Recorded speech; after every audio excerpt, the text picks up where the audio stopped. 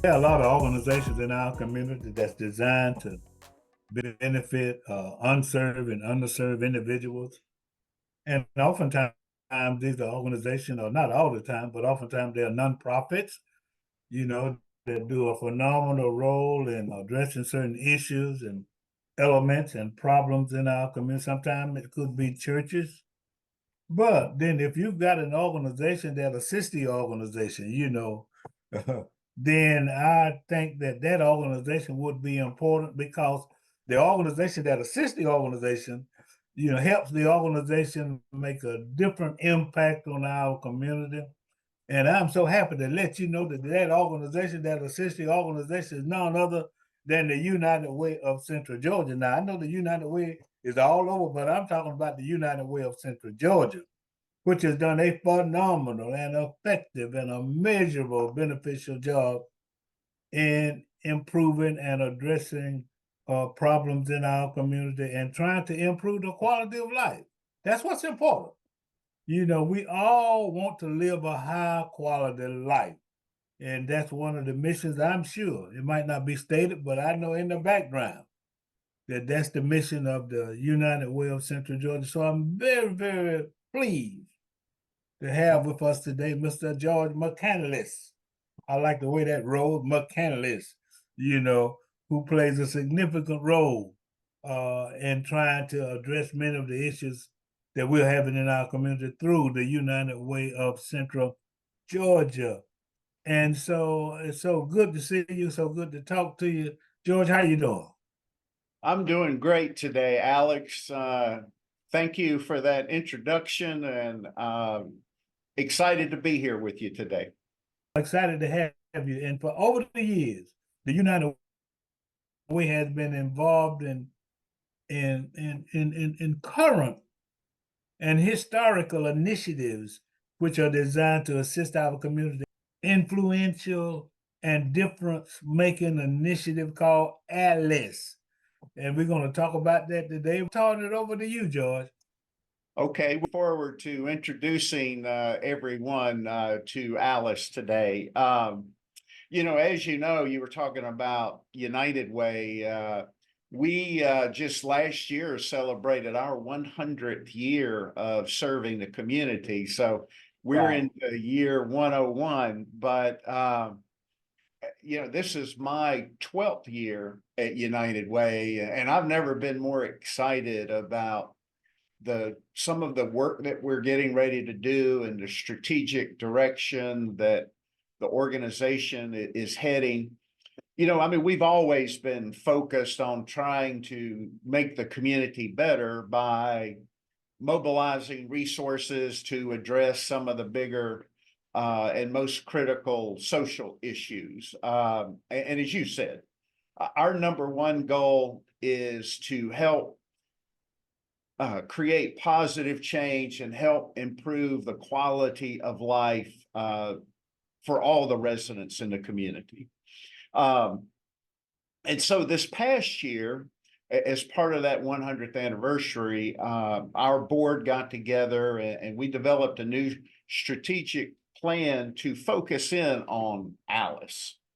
And for those of you that may not be familiar, if you haven't heard what Alice is, Alice stands for Asset Limited, Income Constrained, but Employed. And in Central Georgia right now, it's estimated that roughly 32% of all the families are considered Alice families. And what I want to do is explain a little bit more about exactly what an Alice family is, talk about some of the challenges they face, and then we'll talk a little bit about some of the things that we're doing to work with them. So again, Alice is asset limited, income constrained, employed. So asset limited. That means that either these families or these single individuals or single parent households have minimal savings or assets to rely on during emergencies. Another way, or another word that's used a lot, is they have no wealth. They kind of live paycheck to paycheck. And so one unanticipated incident could throw them into financial instability. The big one, though, is income constrained. And that refers to that these folks are working. They have income. Alice families are all working, but they struggle to make ends meet because their income is barely covering the basic necessities. And with your permission, I am going to throw up on the screen for the folks to see here briefly. These are the main categories that we look at for an Alice family. When the Alice survivable budget for a family is determined, is primarily looking at these main factors that are critical to having a good life. Obviously housing, childcare, if they have children, food, transportation, which is critical because these are working families. And so job number one is you've got to be able to get back and forth to work and be there on time. Technology, it recognizes the fact that you cannot really survive today, much less compete in the world today without the minimum of a cell phone and internet access. And so that's what the technology piece is. Having healthcare is important, for various reasons. We all have to pay our taxes, and then, roughly 10% is factored in for miscellaneous expenses. So I want to share with everyone on this next slide. The Alice movement was created by the United Way of Northern New Jersey about 15 years ago. And they worked with Rutgers University to come up with these measurements that go into these Alice livable wages. And then the state of Georgia, all the United Ways in Georgia, we got together last year and decided to bring this framework to Georgia. And we were the 30th state to bring the framework here. So the main thing that it does, it calculates the livable wage based on what real costs are for families. I know you and a lot of the folks that are listening are familiar with the federal poverty level. Well, the federal poverty level is woefully inadequate to really measure, what it costs to live in a community. The federal poverty level for a family is like $23,000, and a family can't begin to live on $23,000 a year.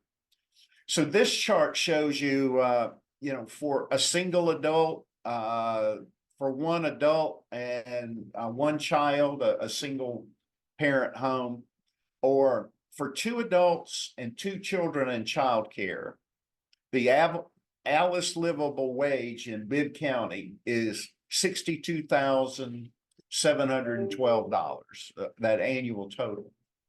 So what that's saying is if that family is not making $62,712 or a combined $31.36 an hour, that they're at risk of something happening that's going to cause them to be financially unstable. And you remember the AL is asset limited. So I got a million examples, but I'll give you one on the housing side. We had a lady with a couple of children, and she'd been living and renting a house for almost 10 years. And the owner decided to sell it, and the new owners didn't want to continue leasing it. Well, so now she and her family had to go somewhere else. But being an Alice family, she had no assets. And so to go into a new house or a new apartment and have to put a security deposit up and prepay the first month's rent, she didn't have that amount of funds available.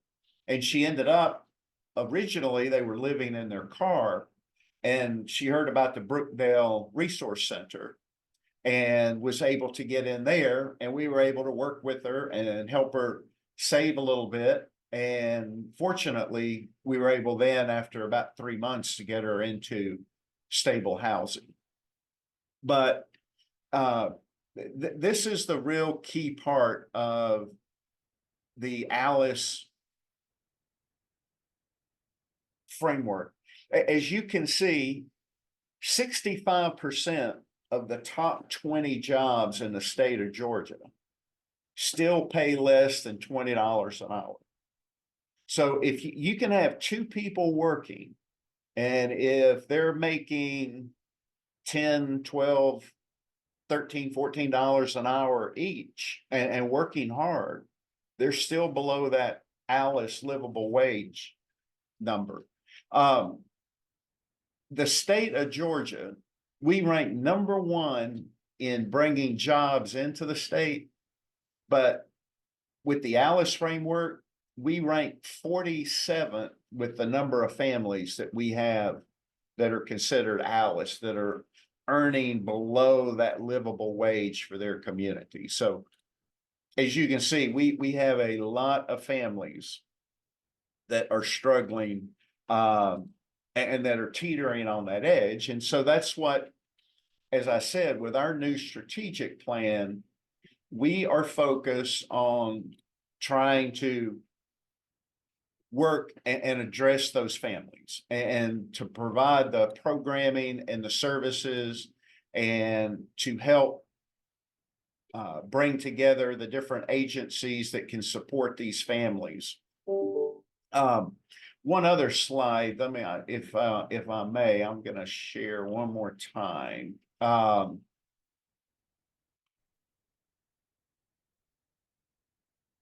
So housing obviously is a big deal for these families.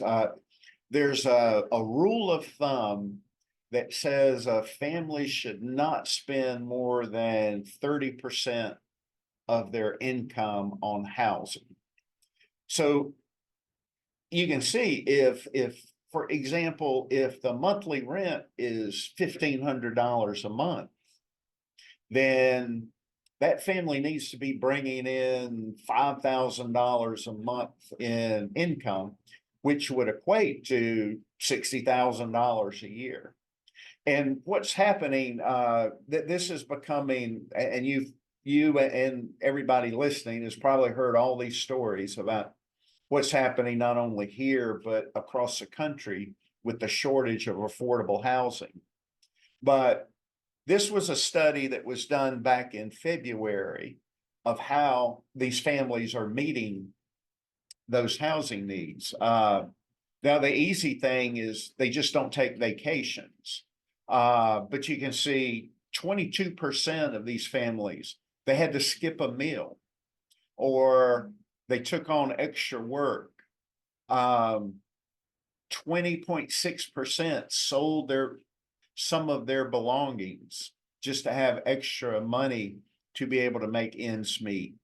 And I'm going to talk a little bit more about this, but 17.6% dipped into their retirement savings. And that's one of those things, Alex, as you know, the ongoing debate about Social Security and what's going to happen with that. And now these folks that are working that do have these retirement plans, they're dipping into them to make ends meet. And so that retirement's not going to be there when they need it. So that's kind of a backdrop of Alice. So people are maybe wondering, who are these Alice families? Well, I tell you, they're in many cases, they're your neighbors, your coworkers, your friends. Um, they may be the cashier at your grocery store or the lady that works at the daycare taking care of your children, or somebody you're even sitting beside at church on Sunday. Um, Alice households, they're all races, they're all ages, they're all ethnicities, and abilities. As I said, though, they are people that are working. It's just that their wages aren't keeping up with the rising costs of goods and services. And especially with inflation the way it's been the last couple of years. So Alice families, as I said, I mean, they're all around us, but some misconceptions about Alice families. They're not living in poverty. I mean, by definition, they're making more than that federal poverty level I was telling you about.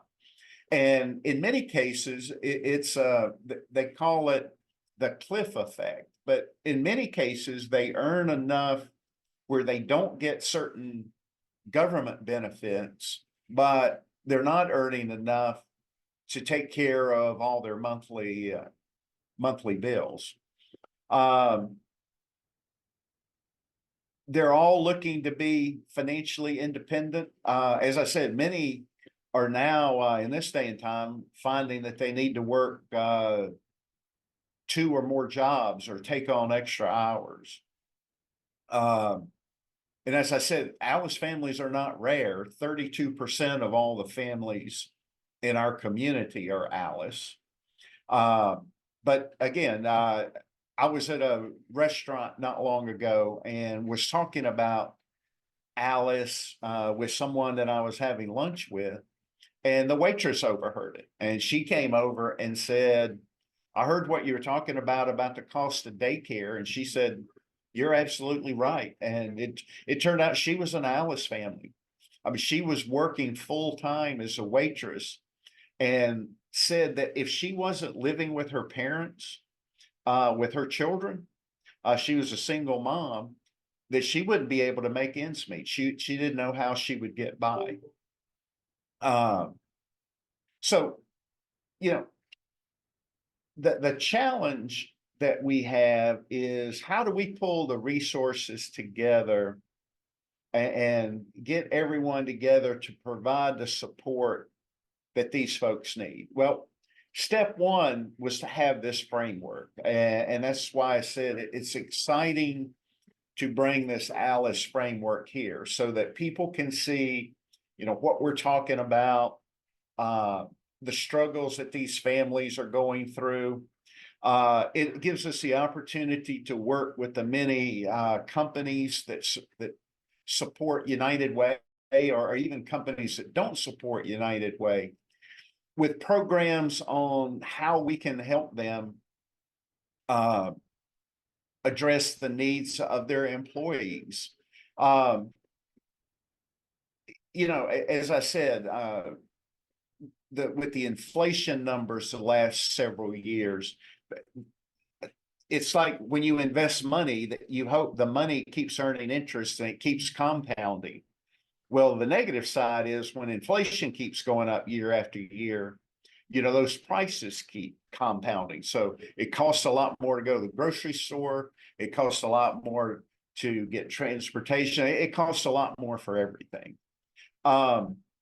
There was a story just a couple weeks ago. The Wall Street Journal said that food prices were consuming a larger portion of Americans' income than at any point in the last 30 years.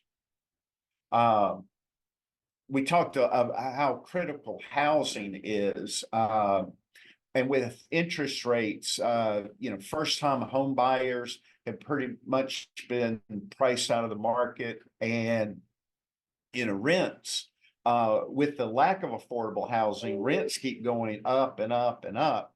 In many cases, faster than folks' employment or folks' wages are going up.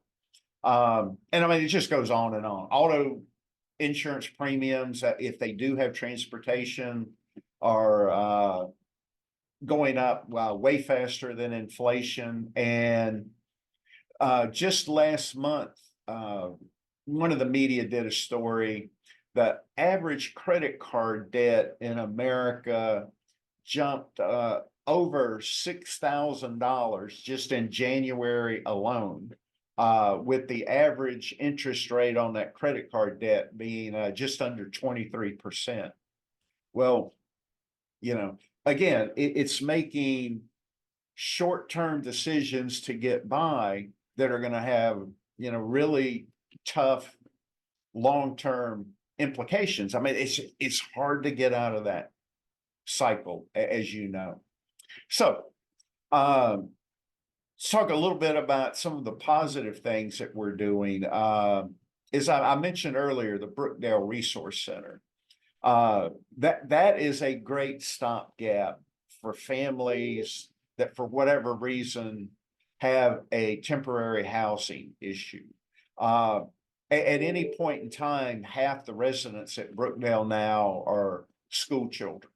I mean, these are families that are coming there, you know, whether it was like the lady I mentioned earlier, who, you know, through no fault of her own, lost their house, or, you know, families that get in some kind of financial bind and are deciding which bill to pay, and they end up getting behind on their rent, and something happens and they no longer have a stable place to stay. Today is tax day. We are just wrapping up our VITA, Volunteer Income Tax Assistance initiative. Folks, if you didn't use it, and if you're paying to have your taxes done, next year, you really ought to look into the VITA program that we do. You can have your taxes done by IRS certified volunteers, 100% free. We don't latch on to your refunds or charge you interest or anything like that. It is totally free. I want to make sure, Alex, everybody knows about 211. 211 is a service that we've been offering for decades here. Literally, all you have to do is call 211 and they can refer you, whatever issue you're having, they can refer you to an agency that can help you with it. So if you don't have money for food, or if you don't have housing, or if you can't pay the power bill, you know, whatever the issue is, if you'll call 211, somebody there can help you and direct you to somebody that can provide that help. And then, as I said, we work with companies on a regular basis, and there are a lot of great companies here that are trying to do things to help in the community. And a lot of them, they like to do a different kind of what we call drives.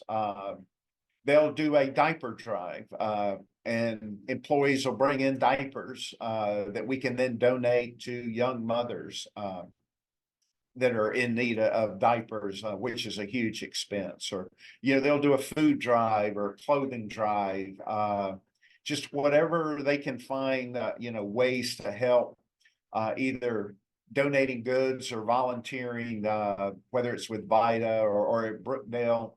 I mean, at the end of the day, it's all about the community coming together to try and support these hardworking families and help them get to a better stage of financial stability. The information is so valuable. I mean, it's just absolutely phenomenal. We really need to do another show on 211, because I think 211 can help address a lot of the problems that we're having in our community. So I'm going to talk to you about that off camera, but I do want to remind, you know, the viewers and listeners of what you said about 211. If you're having a problem, call 211. You know, because 211 can identify any resource out there that can help you with your problem.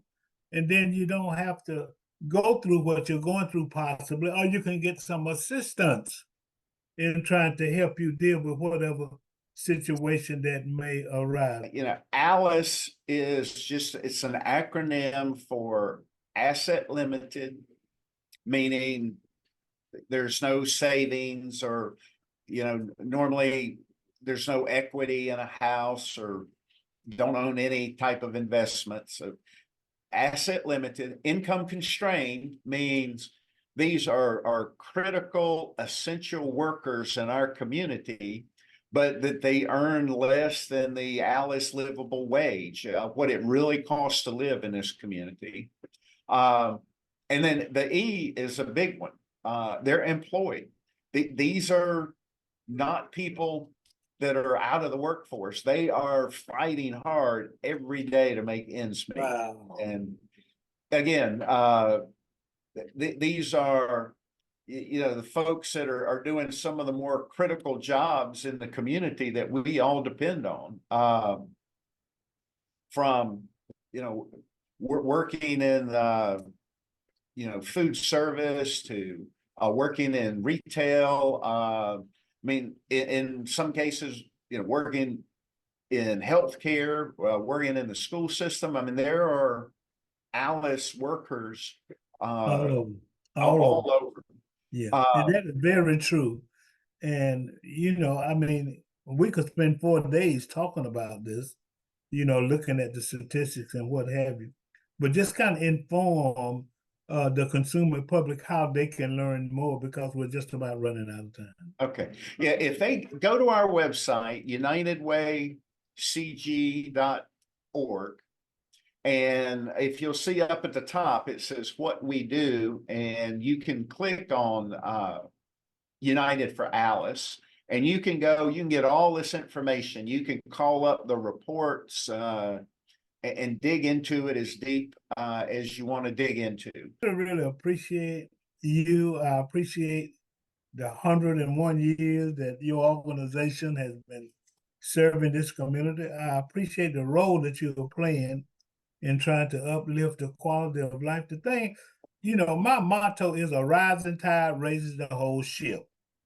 And as these families benefit, and as people tend to do better, and if there's some of these constraints are taken off of them, that's going to benefit the entire community. I want to share one thing with you, because I mean that reminded me of something. I saw a great sign the other day. A lot of people talk, we're all in the same boat.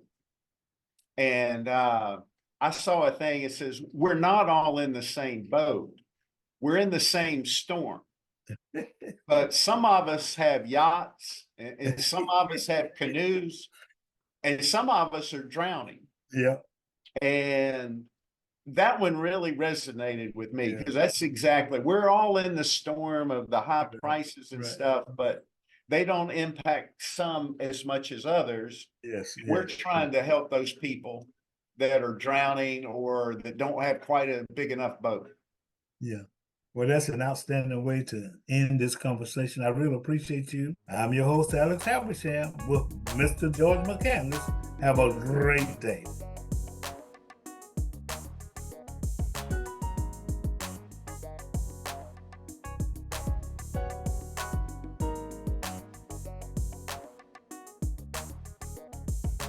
www.makingblackpages.com